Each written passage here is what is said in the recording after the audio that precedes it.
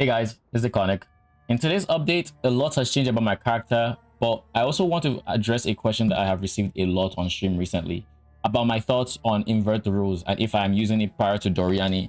And spoiler alert, I think it is very big base for minion builds, and after the next couple of minutes, I am confident that you will too. If you haven't already, do consider liking and subscribing as it helps the channel out a lot.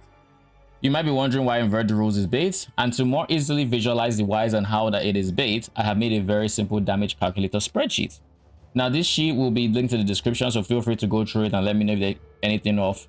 But the big problem with Invert the rules is how it wants to be used.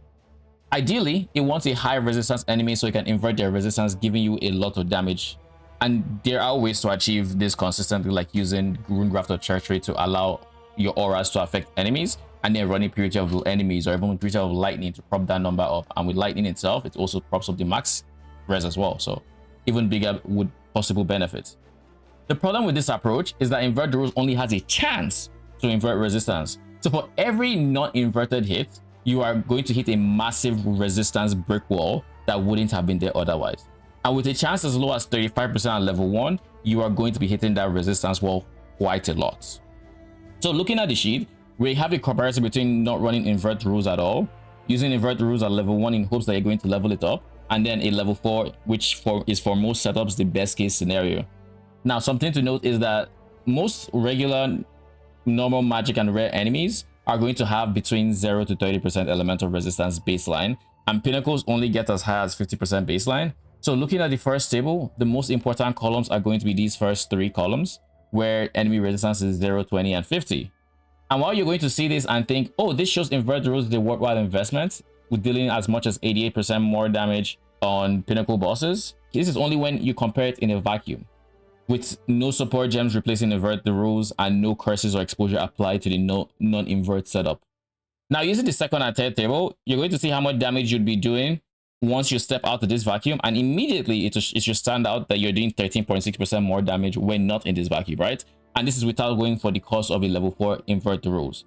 Now, this fourth table is going to show you that it is indeed more damage at 80% max res, but to get 80% max res, you're going to have to intentionally increase the pinnacle boss's resistance to Purity of Lightning, taking up the maximum resistance as well to hit this specific difference. But this is also significantly still less than what you would have been doing if you just went for the regular no Invert the rules, curse, exposure, no weird Runegraft or Treachery setup. It is still more damage to go this route, and for the number junkies out there, this is 70% more damage, not dealing with any of the resistance invert and increasing their resistance shenanigans. It is 70% more damage. You just go the baseline, no investment, no level 4 invert, nothing.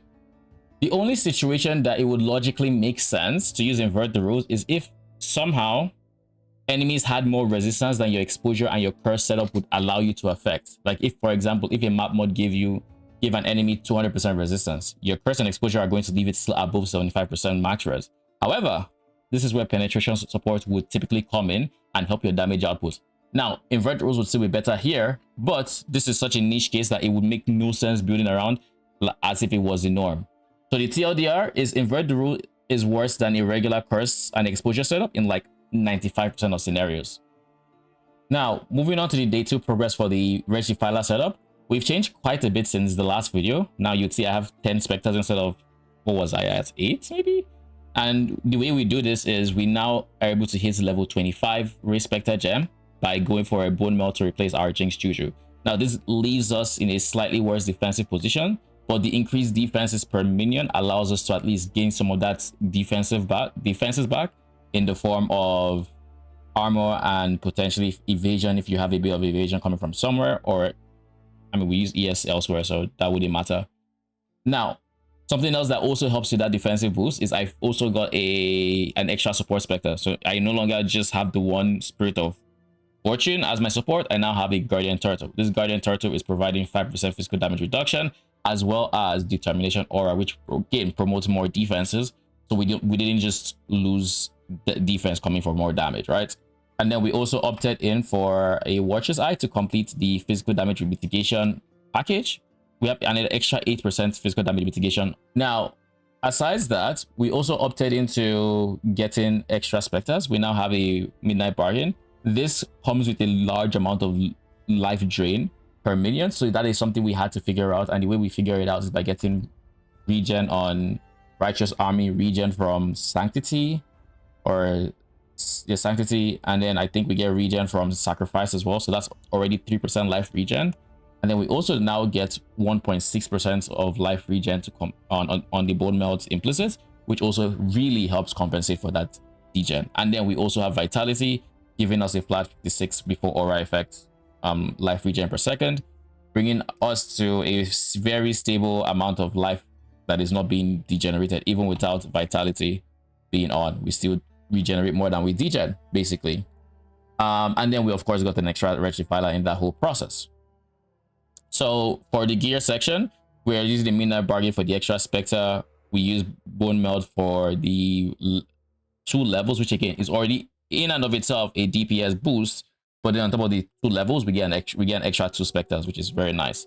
Dark Monarch same as before. Shield is still the same as before. We got a 6-link chest piece, and we prioritize getting physical damage from hits taken as lightning damage. Now, increased effect of Offering is supposed to be probably non-curse aura effect or something along those lines, but we ran out of currency or of Ichor, so we just skipped it, but that is there. We have a new ring as well. This was a ring I dropped. Insane ring. I think it's like probably worth like 2 divines. I had to get the dexterity here to replace the helmet's drop because I had a ton of dexterity coming from my helmet. And then same old ring, same old gloves. We got a Darkness Enthroned to replace the rare belt we had, the heavy belt. And this Darkness Enthroned was very surprisingly cheap. I got a 96% for 40 chaos. That is way cheaper than it typically is at this state of the league. And then for my jewels, I bought a 3 mod that this was like 40 chaos for the 3 mod. And then I used the league mechanic currency to craft minions that increase damage if you use a skill recently, which just makes this a very, very big damage jewel for my Darkness Enthroned. And then the same thing we did for here, we have life, additional damage, and hinder. Hinder specifically I got for the league mechanic, and specifically the torment boxes, those curse boxes. Those guys move so fast that it was so annoying to kite. So now with hinder, they are a lot easier to manage. You don't actually take damage from them anymore because they now struggle a bit to keep up to you with the same ferocity that they were before. So hinder was very nice, and then chance to avoid poison means running poison maps is very, very chill. I think this comes up like maybe 76-78% once it goes to increase effect on the belt. So almost poison immune, not quite, but almost. And then same Bones of Valor. We also picked up a Rumi's Concoction, and we enchanted all our flasks so we don't have to piano anymore, thank God. And for the passive tree, it didn't say too much in the way of shakeups. We leveled up to level 92, so that means we now have the points to get to maximum endurance charge, maximum endurance charge. We switched this tree a bit. Next steps would involve either anointing Death Achievement on Bone Meld and sticking to it, or leaving this in place, going for a +1 max Spectre talisman, and then alt spamming for +1 to all spell skill gems, or all skill gems rather. That would give my minion +1, so we'd only lose 1 level in the process, and we would get an extra Spectre for our worries. Now, you wouldn't want to do this before changing this wand, because then you would lose a minion because you wouldn't have the proper level. So this is an upgrade that is exclusive to after you get your +2 minion weapon to replace the extra level that you would lose from Bone Meld. And of course, it's just a higher damage setup overall. It will be less defenses, so if you can get defensive modifiers alongside your +1, it'd be nice. Lots of stuff like life, stuff like resistances if you need. I am currently not capped on Chaos Res because of the negative resistance applied by Bone Meld. So this is part of the reason why I overcapped my resistances as much as I did when I was leveling. While I was coming to this point, is because I knew this would take away a lot of resistances from that setup. And going from a Jinx Juju to this one, I was going to lose 4 intelligence, 4 dexterity, which I needed. So I attribute modified this max 20 to get 24 to just even out the playing field and not have to worry about dexterity a bit more. That was just a bit how I dealt with it. I could have alternatively gotten attributes on one of the Ghastly Eye Jewels, or picked up another socket to get attributes. Those are all valid options to help with your dexterity requirements. With all these changes, I have also updated my low to medium budget guide, it now has stuff in notes talking about when to make the swap to whatever amulet. And I'm still not fully sold on the +1 max Spectre amulet, but on paper it should be a decent amount of more damage. But we will be replacing it once we go for our Doriani swap. So it might be worth it. It might not be worth it. It might just be stick to bone meld until we're ready to Doriani swap. We'll see how it all goes. I should also eventually consider +1 max Spectre chest, but again, there are many steps we can take if we so choose before the Doriani swap. And it all just depends on the price of the Doriani swap itself. The Sublime Vision, the Watcher's Eye, the whole package, basically.